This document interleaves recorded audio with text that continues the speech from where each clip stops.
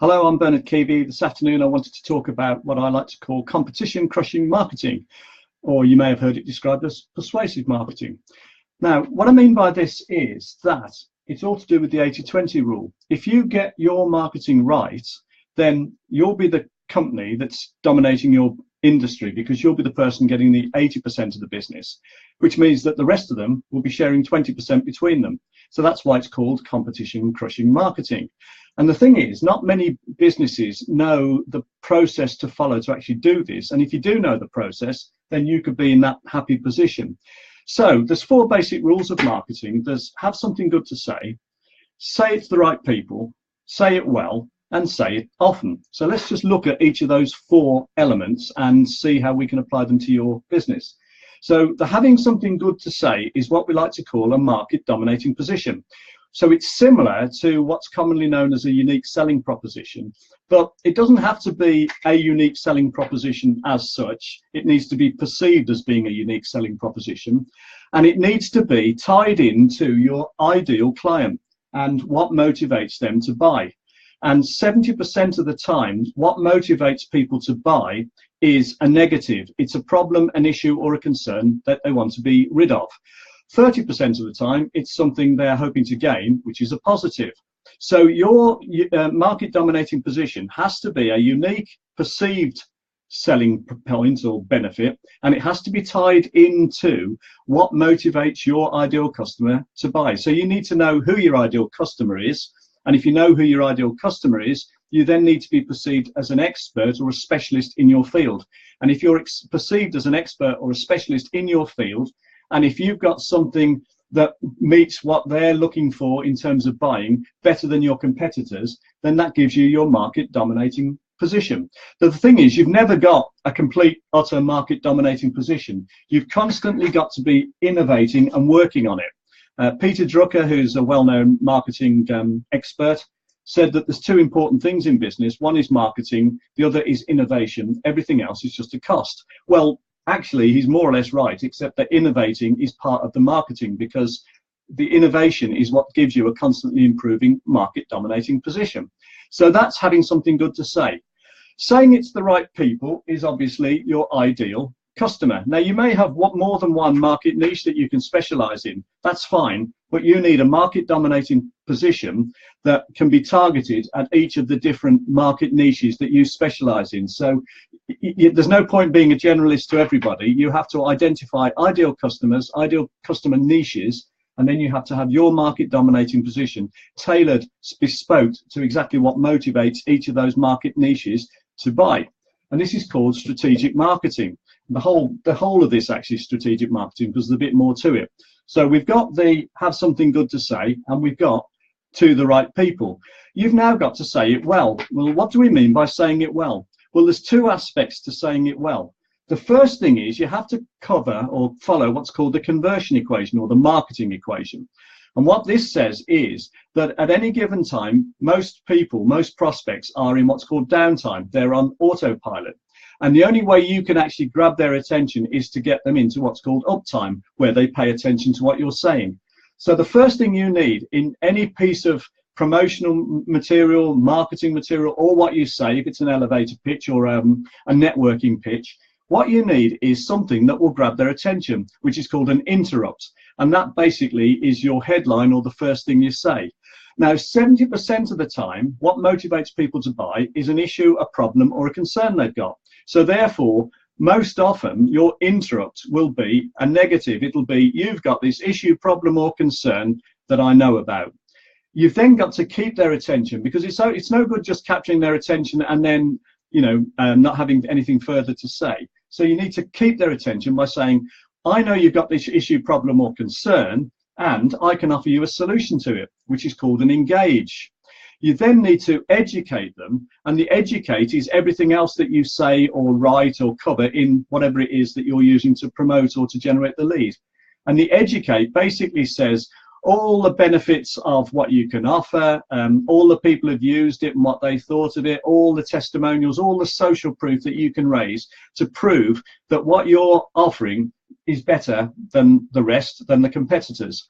And then you need an offer.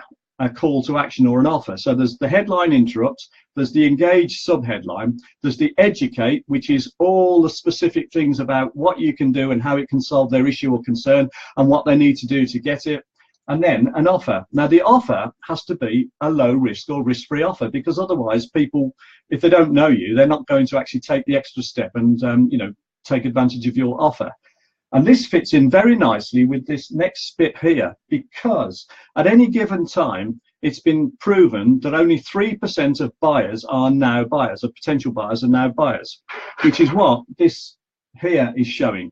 At any given time, there's a sort of an ongoing process where of 100 possible prospects, 30% will never buy, no matter what happens, but we don't know who they are at the start. But 67% of them will buy, but only 3 are ready to buy now. So 67 are future buyers and 3 are now buyers. So you've got this thing called the buyer's journey. And over here, you've got the 100 who potentially could be buyers. You've got them making a journey called the buyer's journey across here. And along that journey, some will decide not to buy, which is the 30%. Some will eventually decide to buy, which is the 67%. And at any given time, 1 to 3% are now buyers. So a big mistake in your conversion equation here is to have an offer which is trying to sell to the 67% of people who are not ready to buy. So what you really need is, I suppose you need to address both things. You need something that you can sell to the now buyers, but the most fruitful area for you to be marketing to are the future buyers, and it's called nurturing a prospect. And the way you do that is you give them what they're looking for, and what they're looking for is information. Because over here, they don't know anything about the product, the service, and why they might want it. You give them enough information about benefits and possible ways they can use this to their advantage, that piques their interest. So that's giving them information. They'll then have concerns or worries about, well, if I buy this, is it expensive? Is it going to disrupt what I've already got? Does it fit in with what I've already got? Do I really need it? Is there any urgency? All of these are objections, and you need to give them then further information to help them overcome the objections, and then they'll get to the stage of thinking, well, I'm either looking to buy or I'm not. So you lose 30%, and the 67% filter through to the soon to buy buyers, and that's when they're at the stage of thinking, well, okay, I can see why I might want this. Now, who would I buy from? And that's when they start looking at things like testimonials and looking for information as to why they should buy from you rather than the others. And the thing is, if you do this properly and nurture them along the way, then you'll be in the 20% that get 80% of the business. In fact, you'll really be in the 5% that get 95% of the business, actually. But let's just run with that one. Because what happens is, it's been proven that most buyers need 5 to 8 plus contact points before they're ready to buy. So that's 80% of them. And 80% of sellers give up after 1, 2, or at the most 3 attempts to, keep in contact. So 80% of buyers need more contacts, if you like, than 80% of sellers are in a position to give them, which means that the 20% of sellers who keep going, nurturing the prospects along the buyer's journey, they're the ones who get 80 plus of the business.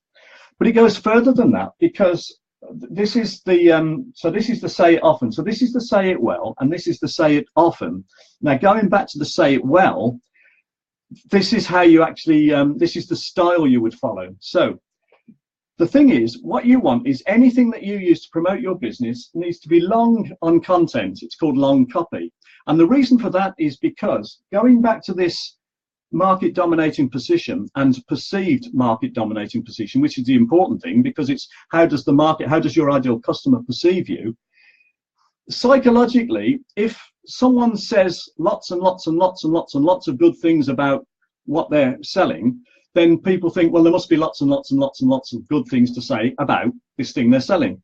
Whereas if you only say a few things, it conveys the message that there isn't that much that's worth saying about it. So it's been proven time and time again that long copy beats short copy.